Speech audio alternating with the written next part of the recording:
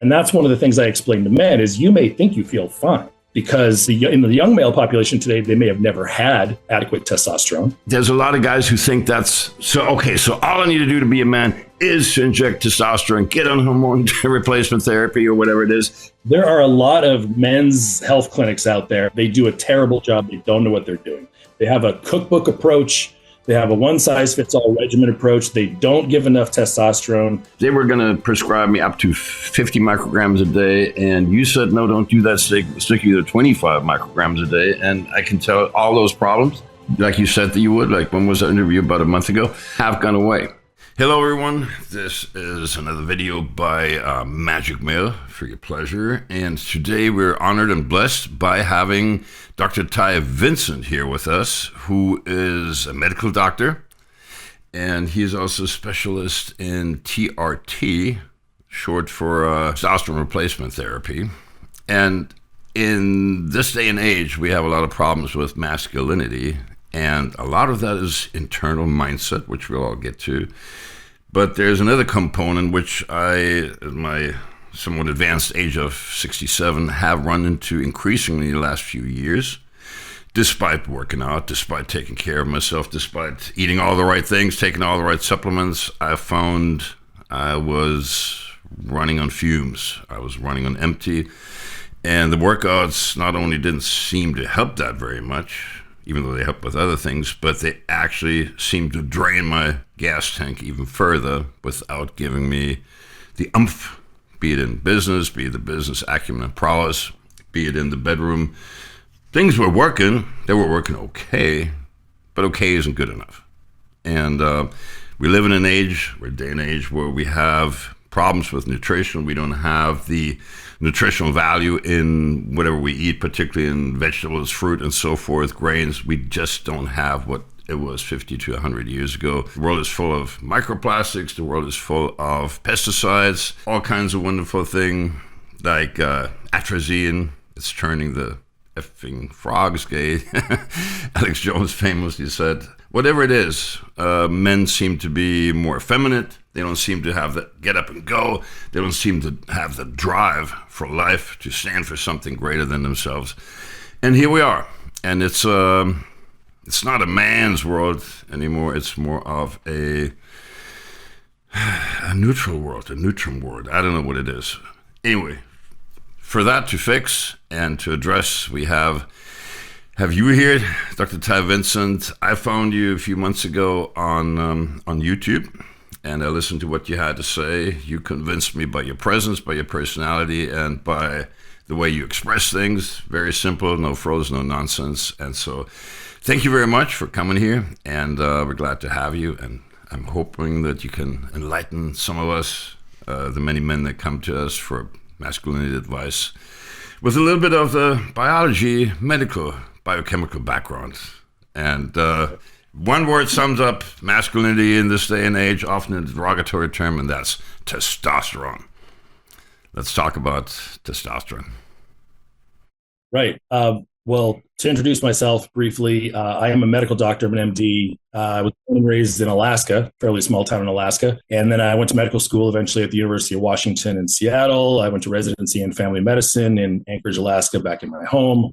I learned how to deliver babies, do colonoscopies. I managed my own hospital patients, even in the ICU, did surgeries, pretty much everything in medicine. And when I went out into practice, my goal was to figure out how to help people with complicated chronic illness problems, because that's the part that traditional modern medicine rather sucks at. They just don't understand why people are sick in the modern world. And as I began to learn more and more things outside of conventional medicine, I learned Chinese medicine, I learned acupuncture, I learned homeopathy, I learned hormone therapy was one of the big things I found to be extremely helpful for a lot of people for a lot of different problems. And then I learned all kinds of immunotherapy techniques for people with chronic immunological problems and inflammatory problems. That's another big aspect of what I do in practice today. But working with hormones, starting around 2007, I discovered that a huge number of people are deficient in various different hormones nowadays. And as you mentioned, at your age, in your late 60s, that's when our culture kind of expects men to start suffering from testosterone deficiency. It's always been thought of as an aging population problem. As I sought other areas of medicine and knowledge, one of the organizations that I connected with is called the American Academy of Environmental Medicine. And their whole mission is to identify environmental toxins, chemicals primarily, but also other toxic things in the world like mold and things like that. But a lot of discussion of chemicals and chemical toxicants and what they do to the human body. And as I learned from that organization, and I also continued to do hormone replacement therapy and whatnot, and then I began to lecture about testosterone deficiency and other problems. Through researching the subject very extensively, I found a lot of research showing that certain individual chemicals that are common in our world today directly cause a suppression of testosterone production. And not just that, but they also suppress progesterone production in women, which is part of the infertility problem they run into. It's part of PCOS and PMS and all these other problems that women run into.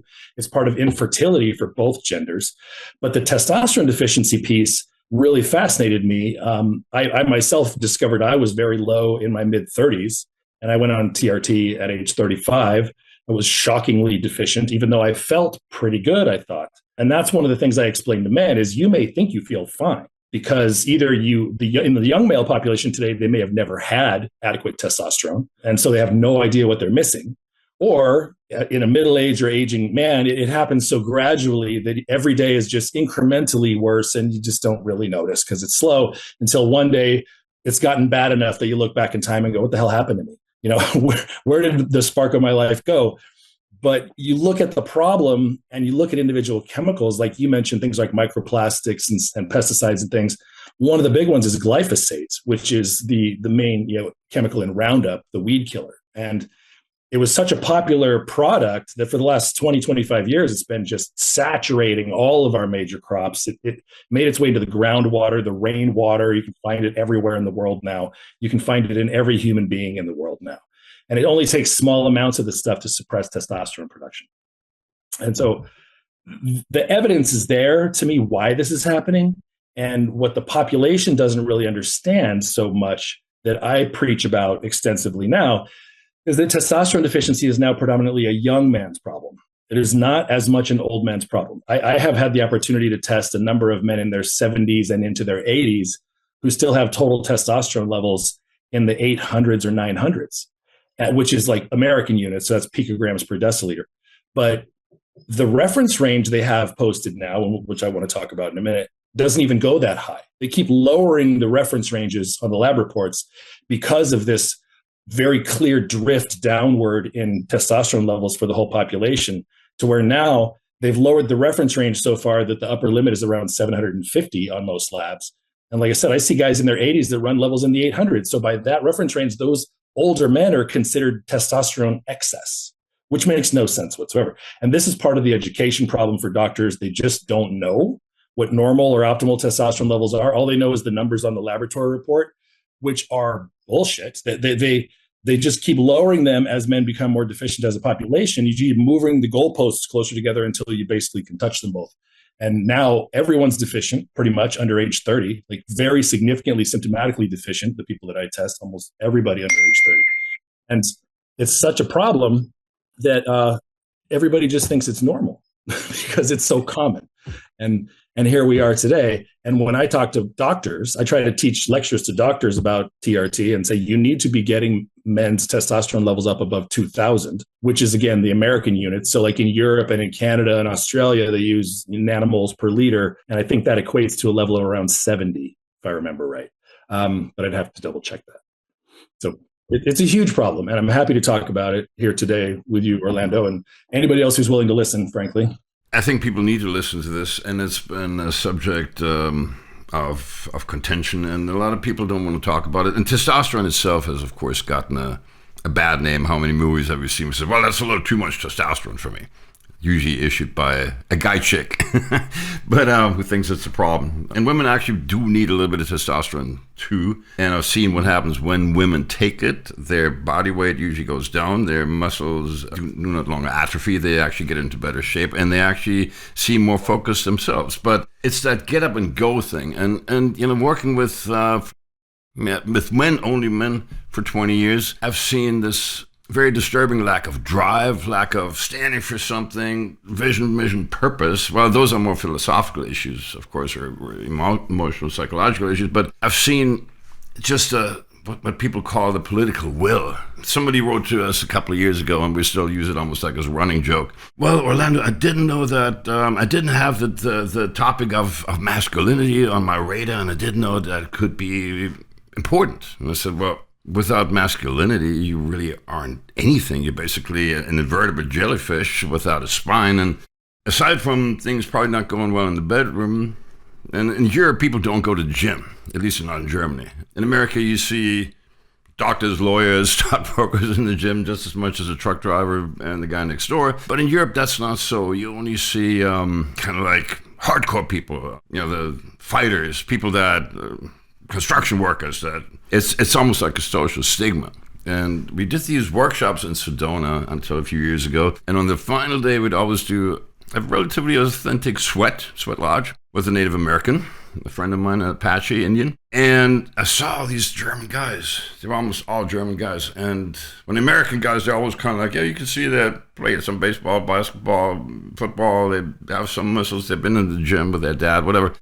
These guys were all super skinny, literally not a hair, and they're just white and just, devoid of any muscle. And I said, you guys really, I don't know about your country, but in my country, the US of A, we kind of go to the gym. And, but a few years ago, I can tell I was starting to run out of the motivation to go to the gym. I tried to work a little harder. I tried to force myself to go to the gym, and I realized that it's wonderful, but if I'm in the gym for 2 hours, I'm coming home and I'm completely pooped. And I'm usually not recovering for a day or two. So I can only go 2 or 3 times a week at best. And I was just running out of steam. I felt old. I probably looked old. I felt a lot older 10 years ago than I'm feeling now. At age 57, I felt a lot older. I felt women weren't responding to me anymore. I must be losing my mojo, my touch, and everything. And my sex drive went down.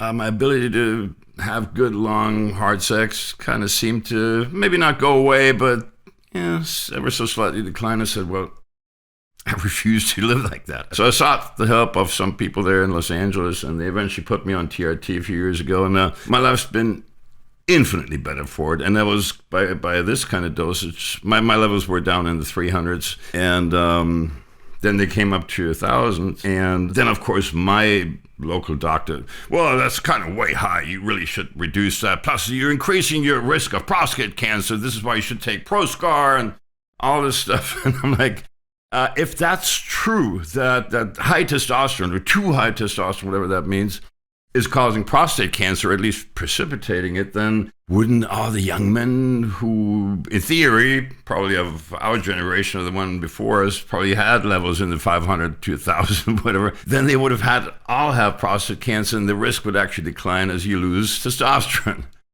Right. So it's obviously that's not the case. Now, it goes up with age as testosterone levels fall. There's no correlation. It's been studied.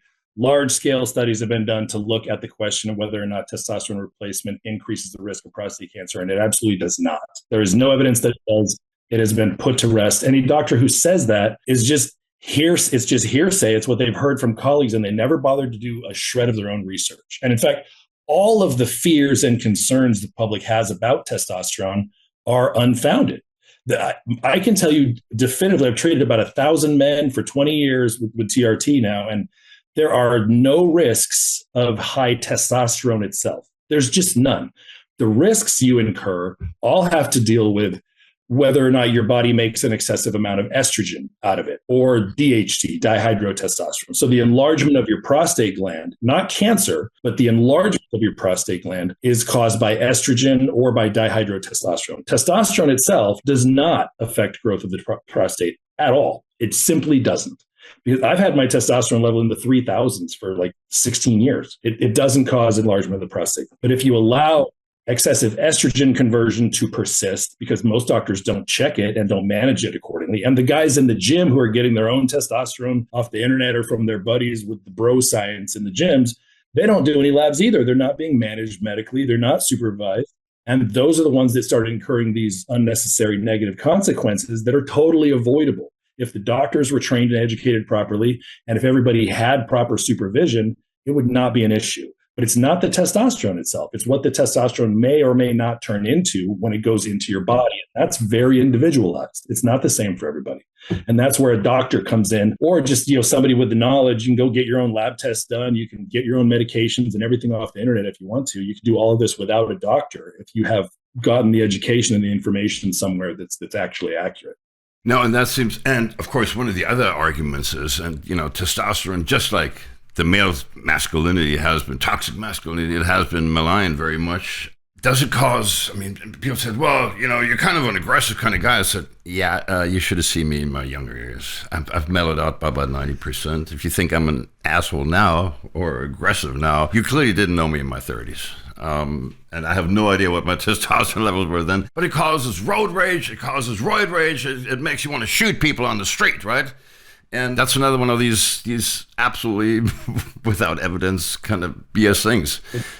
The other problem with that is the use of the term steroids. So the culture, the public, when you say testosterone, they just think steroids, and steroids are bad. And I have to explain to people all the time that a steroid is a molecule made from cholesterol originally.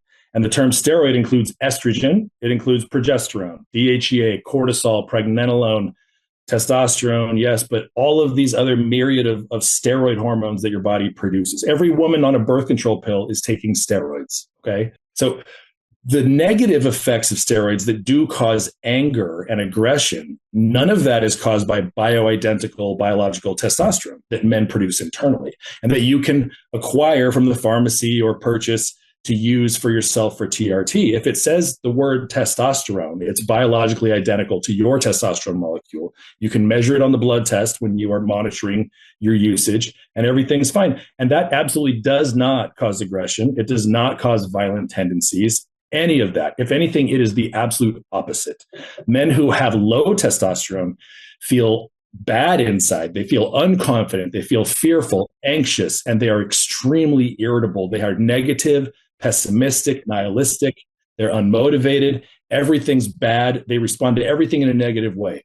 And those are the guys, and it's most of our society today, that have negative responses to things emotionally. Men who have adequate and optimal testosterone levels feel so good and confident inside that they don't get upset. They will act when necessary. Like you said, the positive aspect of masculinity. They will defend the people who need to be defended. They will end fights, but not start them.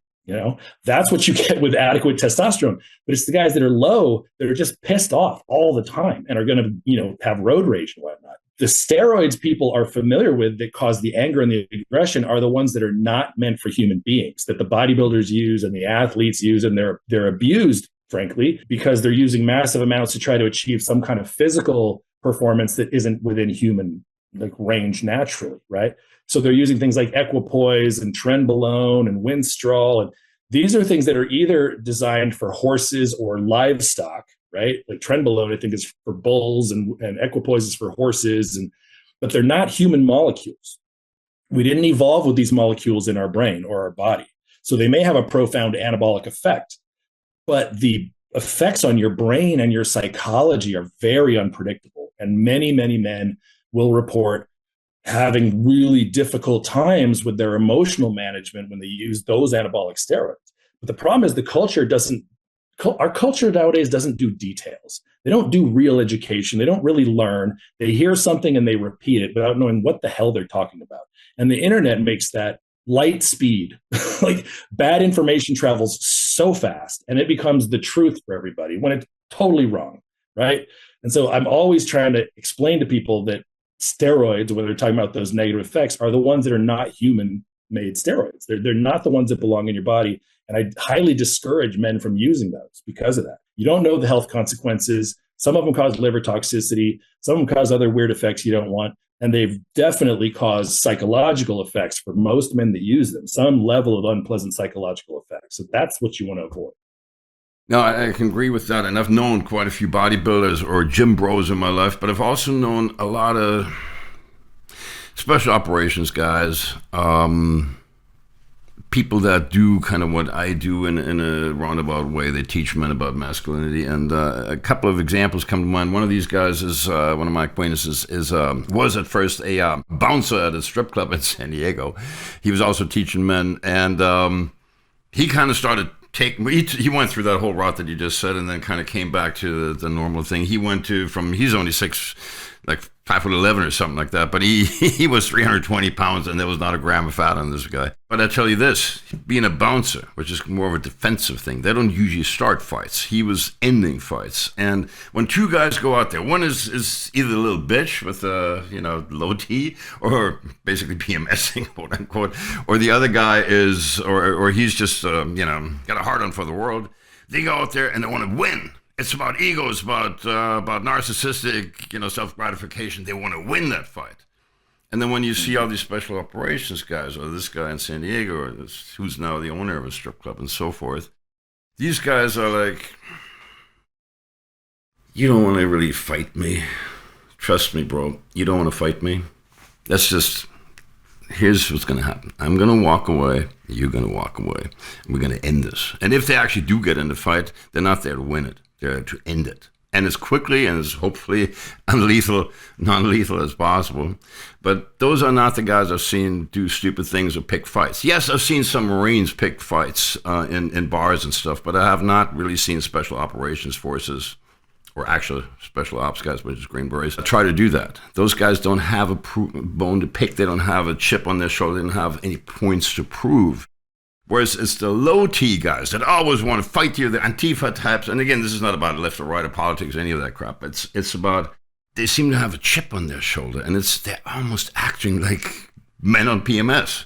They're acting bitchy, for lack of a better word. And I've seen a lot. And this calm, cool demeanor that wants to end things, that wants to stabilize. They're dominant, not domineering. They don't want to down talk to people. They seem to be a stabilizing force. So I've had a lot of men start on lower doses and want to when I first started prescribing testosterone, I didn't know where optimal was. And I started kind of in the dosing range that the drug books, prescribing books recommend and whatnot. But pretty quickly I realized that was not nearly enough, because men would, I was doing once a week injections, and they'd come in and go, I feel really good for, 5 or 6 days, but then I kind of fall off the cliff, and then it takes a day to get back up. When I used it myself, I could definitely feel that. And so I started having guys do injections closer together. Maybe like 5 days is about as far apart as you want to get them, because it just doesn't last that long. Your levels will drop below your threshold where you become symptomatic again.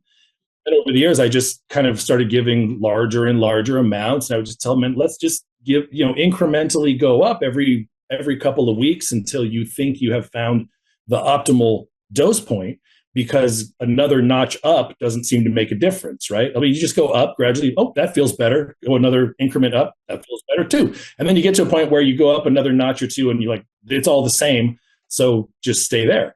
And consistently, man after man after man after man, including myself, my friends, family that I've helped manage, if we get our levels up consistently in the 2000s or higher, everybody's happy. That's where we feel and function optimally and our best. And you maintain estrogen levels and DHT levels within the proper range for men.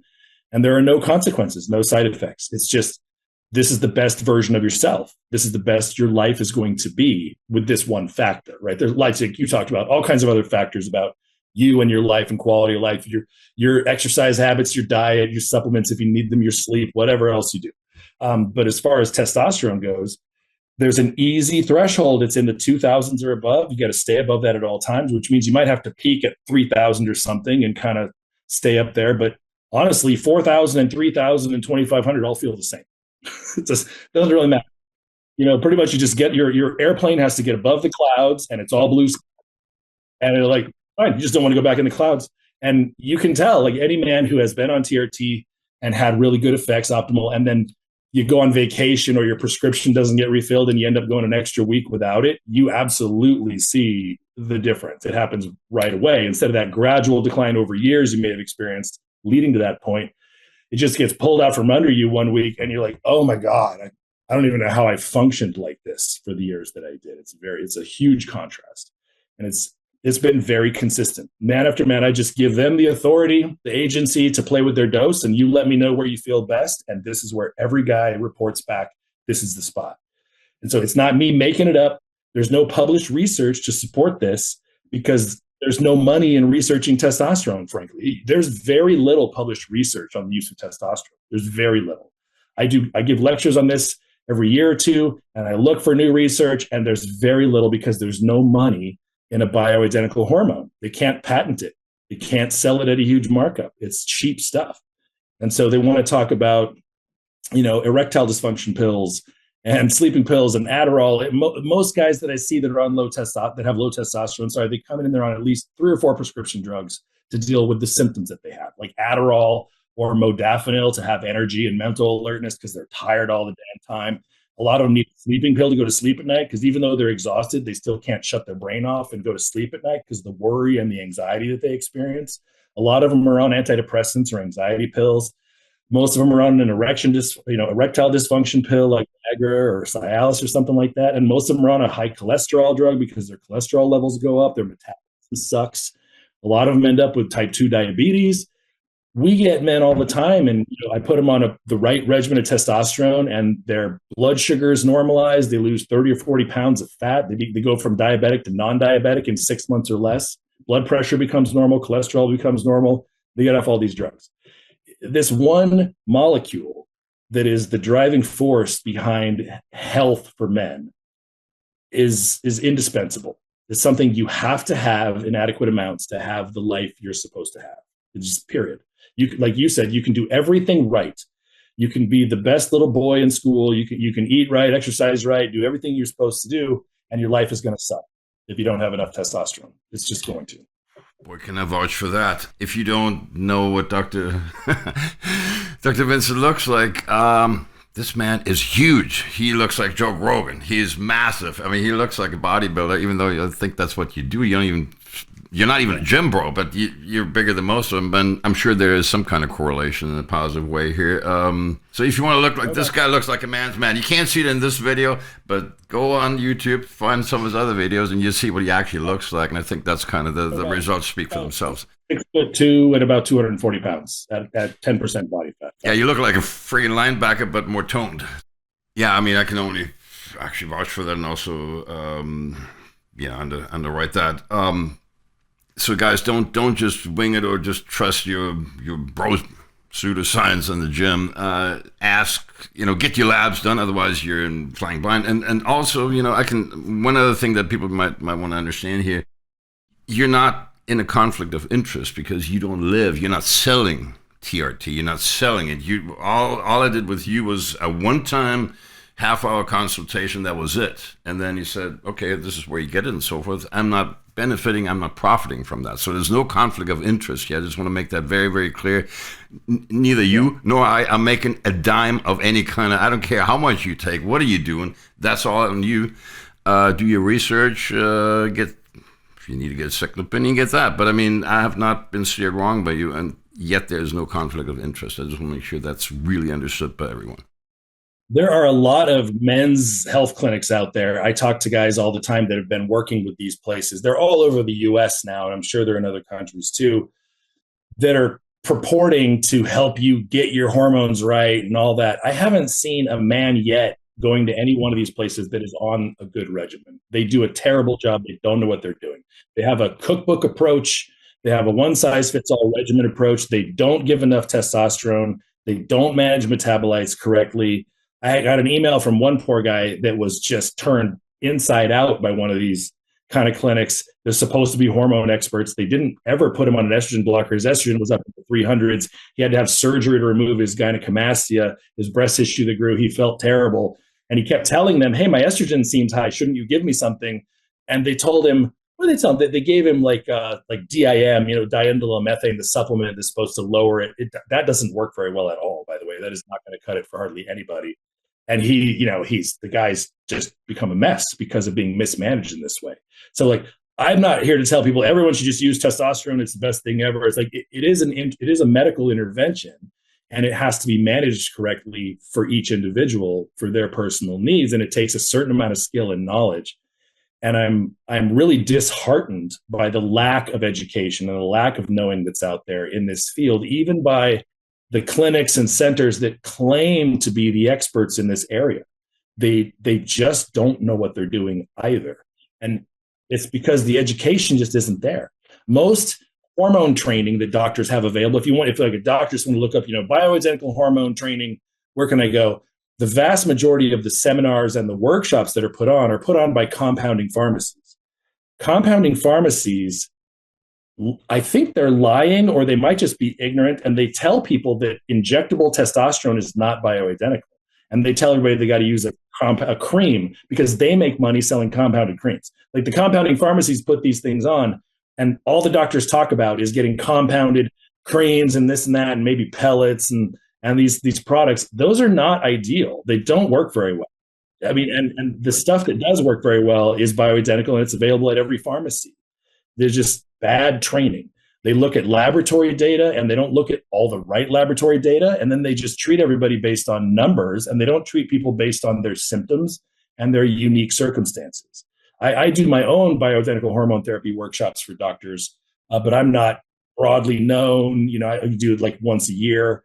I've taught workshops for BHRT over the years off and on, and I might have like 50 people attend. It's not large scale. Like the A4M, the American Academy of Anti-Aging Medicine, I think it is, they do big hormone therapy workshops and stuff. Their training does not equip people to do a good job. It just doesn't. It's very unfortunate that the education out there is relatively poor.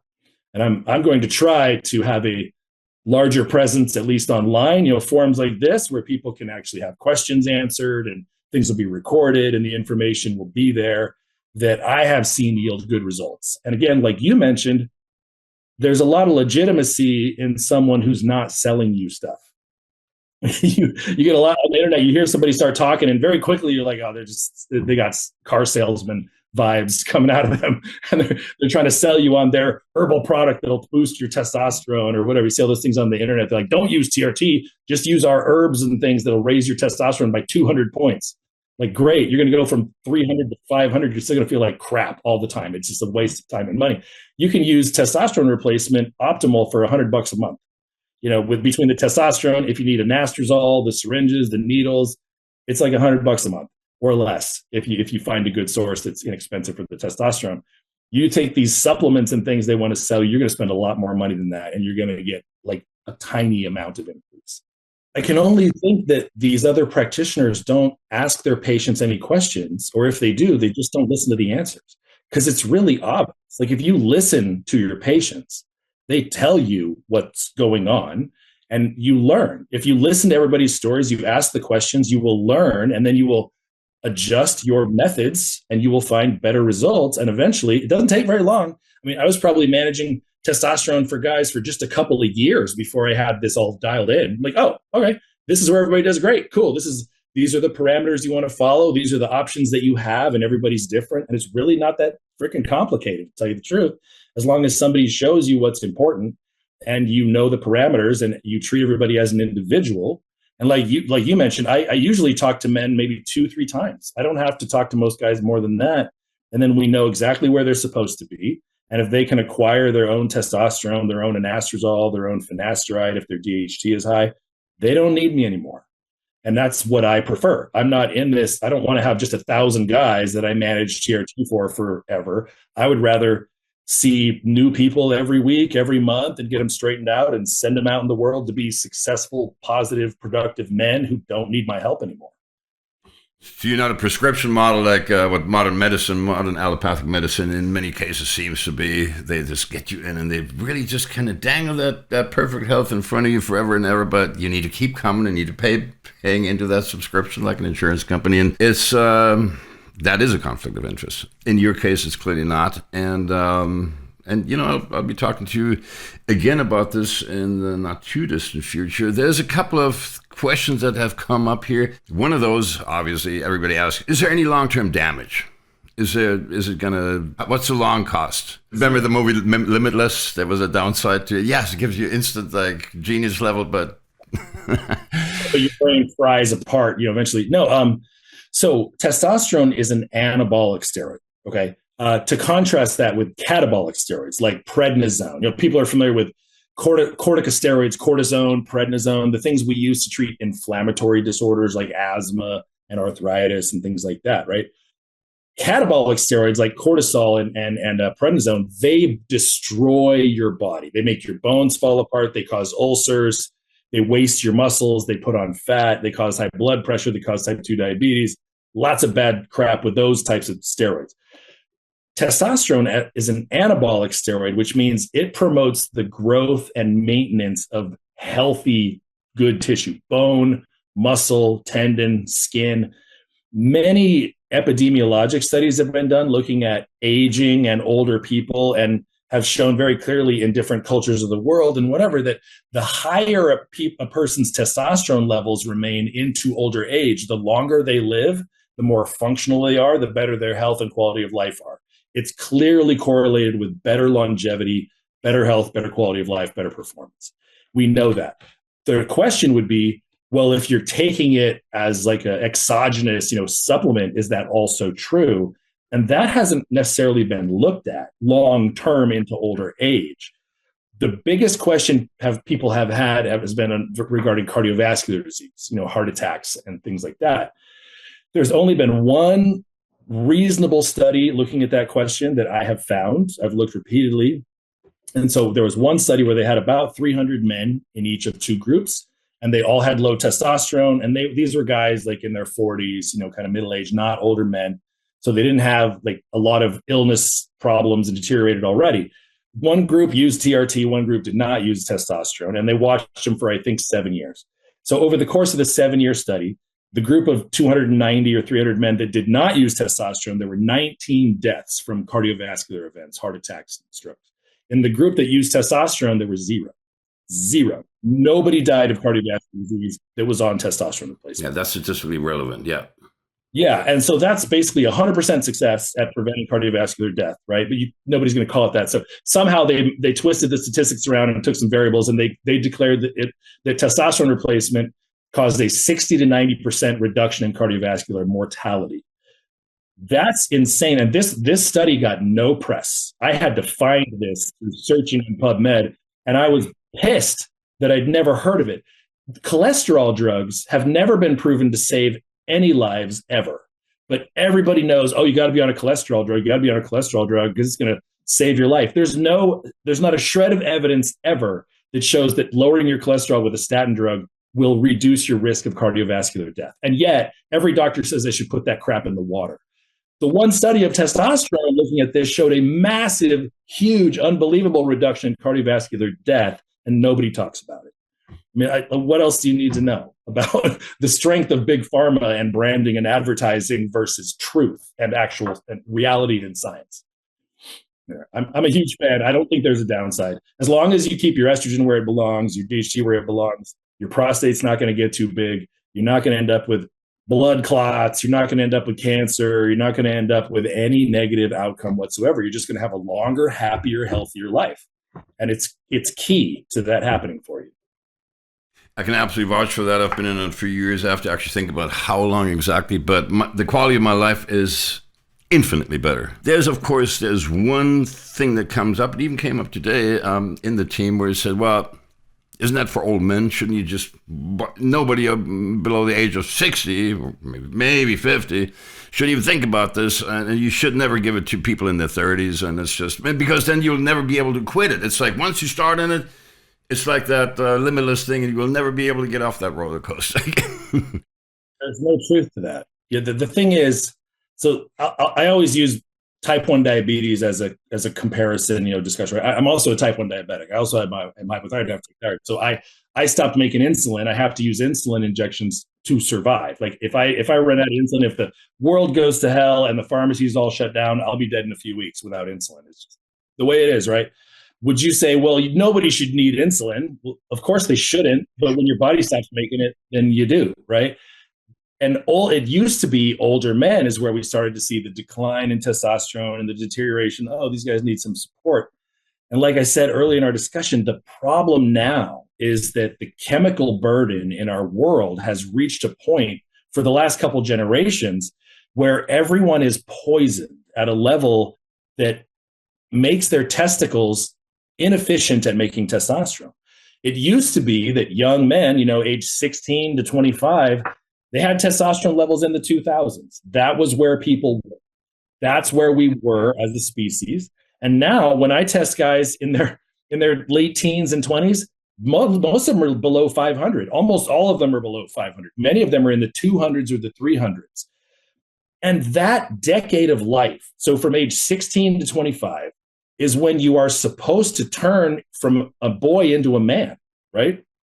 Your physical body is supposed to develop thicker bone structure, thicker musculature. Your brain especially is supposed to develop a tremendous amount in that decade under the influence of testosterone, to have the mental clarity, the decisiveness, the confidence, the motivation, the righteousness, morality, all these things, understanding, feeling comfortable with your own gender, feeling comfortable with your sexuality, chivalry, all these things that used to be part of positive masculinity require testosterone in the brain in adequate amounts for you to program that in. And so, I get that people are just so shocked that I talk about testing 16-year-olds and I'm putting guys on testosterone at 16. They're like, why would you do that? Like, because they need it. And during that decade of life is when they need it more than any other point in their life. Why would you deprive them of it then and wait until they're old and give it to them later, when this is when they have to develop? If you had a child that had a growth hormone deficiency and you got a 12-year-old who's like 3.5 feet tall or 4 feet tall, would you not give them growth hormone and help them grow that extra foot of height so that they kind of fit into society better and didn't feel horrible about themselves for their whole life, right? So they're not a dwarf. Of course you would. You wouldn't wait till they were 20 and give it to them because it's too fucking late. They won't grow at 20. You have to give it to them when they're before their teenage years, before puberty. Testosterone is supposed to be at its highest between 16 and 25. So if you're not going to give it to them then, why? You give me the argument why you would deprive that young man of this ingredient he needs to reach his potential. There's no argument that I can imagine that makes any sense. No, I completely agree with that. And it's like, yeah, like with the growth hormone, if you wait till there's a window, and if you miss that window, then you can give it 10 times a dose of it. It'll not do the trick. It can't. Seeing it in young people today, mental health is a huge problem. Okay. And in young men, their mental health is heavily influenced by their level of testosterone. If you put these guys that are shy, introverted, fearful, anxious, depressed, you put them on testosterone, they don't have those problems anymore. I can tell you that. They just don't. They go on living their life. They take on life full speed ahead, and they are successful. And it's 10 years ago, I was walking around Marina del Rey. I was living in my sailboat, and when a girl smiled at me, and I was in my 50s then, I was thinking younger than I'm now or more. Girls smiled at me like, yeah, they're just being polite. It's like, I'm over the hill. It's done. I'll never, ever again. And the funny thing is, it's almost like, okay, this is definitely not scientific, but it's almost like when I'm near women, near enough for them to literally, figuratively smell testosterone, masculinity, pheromones, whatever it may be. I've gotten comments from women that were like, oh, I shouldn't have said that. You smelled so masculine. I said, I showered. I swear I did. I said, no, it's something else. You smell great, but I don't know what it is. It's the silverback gorilla phenomenon. Like there's something about testosterone does increase your, not just, the pheromones and whatnot. Humans haven't found a way to measure pheromones yet, but we definitely produce them, and they are hormonally driven. I'm 52. I live in Hawaii. We go to the beach a lot. Everybody's walking around with their shirt off. I get comments from women in their 20s routinely. Without your shirt, but I've seen you with a shirt on, and you can see you look like like a poster boy for that. So I wanted to say one thing though, because there's some influencers out there, and some of my team members came back to me and said, make a point that, okay, it's not the be all end all for all your masculinity developments. There is no substitute for the inner work, your values, your virtues. And by the way, when most people would say, well, what do you mean virtues? Yeah, I have my values. I want to get rich and famous and get laid. So that's not values. Well, it's values, it's goals, whatever. But so virtues, isn't that for like Blue Nays church ladies? And I said, no. The word virtue, V-I-R, is Latin for man. So it is literally a masculine quality. Virtues are not like some moralistic kind of Puritan kind of construct. Virtues, you stand for something. It's like, why are women attracted to the firemen, the people that stand for something, that have a vision and a purpose? They want to change something. And they say, well, the firemen is the muscles. So they pose for counters. So that's kind of narcissistic. But that's like Pete Hicks said, kind of doing push-ups with the troops. You shouldn't be doing that. If you're the DefSec, Secretary of Defense, you shouldn't be doing push-up with the troops. You shouldn't be that narcissistic. But I digress. The point is, there's a lot of guys who think that's so. Okay, so all I need to do to be a man is to inject testosterone, get on hormone replacement therapy or whatever it is, and then I don't need any of that inner work. I'll be a man, and I'll be a shining knight in armor, whatever, a knight in shining armor. I don't need that. And in my opinion, if anything, it will help you to maybe get more serious about that. But it's not a substitute. And I just want to say that so people don't understand. Well, instant gratification, all I need to do is I can inject myself with that and I'll be a man. No, it is necessary. I would say that having adequate testosterone is necessary, but not sufficient, right? Like you said, there are other aspects, of course, like eating right, getting good activity, doing the right things with your time and your life, being a good member of society. But men are not likely to be a good, productive member of society without adequate testosterone. Look at almost every school shooter in America. Just look at the pictures of the school shooters. These are all young men who are skinny and they look like they didn't develop physically or mentally the way that they were supposed to.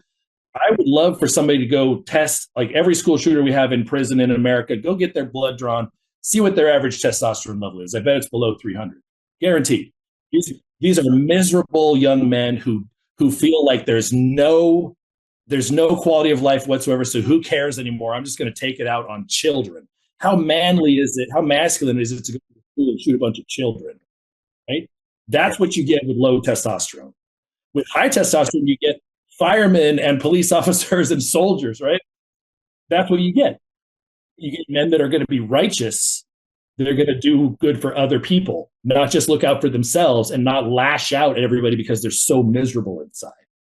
So it is something I really think is required. Every man that I have put on testosterone has mentioned that kind of thing to me, that they want to do things now, right? Like they want to exercise, they want to be fit, they want to be with their family, they want to be productive. And without testosterone, you're the opposite. You just don't have the motivation. You're fearful. You're insecure. You're not really going to be good for your family, yourself, or society. Not like you could be. I can absolutely 100% agree with that. And I've been through those ups and downs over the last few years and earlier times in my life when I was just a little brat kid, army type brat, or intelligence brat, I should say, because it wasn't the army. But I was a little bitch boy that was entitled. I want my ice cream while I scream. I was very good at manipulating women. And my testosterone levels were always way higher than 300 or 400 back then. So I don't want people to think that this is a substitute for some kind of inner work. You will also, mens sana and corpore sano, meaning a healthy mind and a healthy body. The Romans used to say, you need to work on all kinds of levels. You need to be a man who stands for something, the protector, the rightful king, or the protector, Robin Hood, the protector of the widows and orphans, whatever. You stand for something. You need to be a gentleman. A gentleman used to not be a gentleman. A gentleman was a nobility. He was basically a precursor to a knight. He carried a sword. He was defending his lady. He was defending the defenseless, and he was standing for something. And I like to end it on something that I've said many times and I've heard many times. A man who won't stand for something will fall for anything. And he will either fall over or he'll fall for anything. He's easily duped. A man who won't stand for something, we as a country, as a nation, as men, need to learn how to stand for something. That's part of masculinity, of becoming a man, that the rite of passage, the initiation. But I do completely believe at this point, and I'm convinced that testosterone will actually probably by an order of magnitude aid you and propel you in the journey. And all I can say is, guys, there's no point in suffering or having all these, oh, but I shouldn't need that extra tea. It should have, there's a lot of nutrition should have more nutrition in it. Vegetables taste like nothing. Fruit tastes like nothing. It's just the way the world we live in. We're bombarded with all kinds of BS. Most of it is mental and emotional. But guys, do yourself a favor. Don't suffer senselessly. I mean, there's a point in suffer. You don't get any brownie points for suffering. You don't get any stairway to heaven for being in misery. And I shouldn't need this. This is shameful. Yeah, you shouldn't need psychotherapy. You shouldn't need my workshops either. You shouldn't need any of that stuff. But unfortunately, in the real world, we do need these things, and they make a huge difference. Where can people find you, Dr. Vincent? Where can they find you? And that's the best way to get in touch with you. Our website, our business is global immunotherapy. Like I said, one of the biggest things to do is immunological treatment. So it's globalimmunotherapy.com. Global immunotherapy. We have a scheduling program.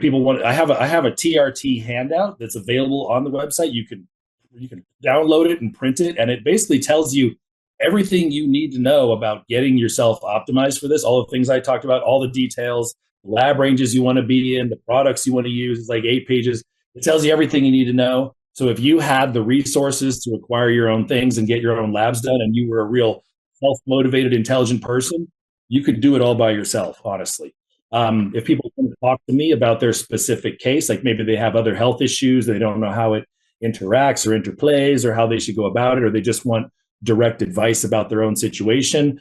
Like you said, you got a hold of me, you can schedule through the website. I talk to you for 45 minutes or so, most cases, and figure out where you're at, tell you where to go next, have a couple of points of contact, get labs checked, and have everything optimized. And then hopefully you don't even need me anymore unless something changes with your situation in the future. And that's my goal. Whether, if you have a good practitioner in your area who's willing to listen and learn, give them a copy of my handout. I encourage people to give the copy of this to their doctors. So maybe the right people will see it and be open-minded and go, oh, well, let me see if this works for my patients. And there'll be more practitioners around the world that are doing this well. There will be. Dr. Vincent, Ty, thank you very much for coming on the program here. Thank you very much. Guys, no need to suffer needlessly. Please do this. My life would be so miserable without this. You don't even know. Anyway, that said, thank you so much. And I appreciate everything you said here. And I hope so does our audience. Guys, be a man. And this is how you get there.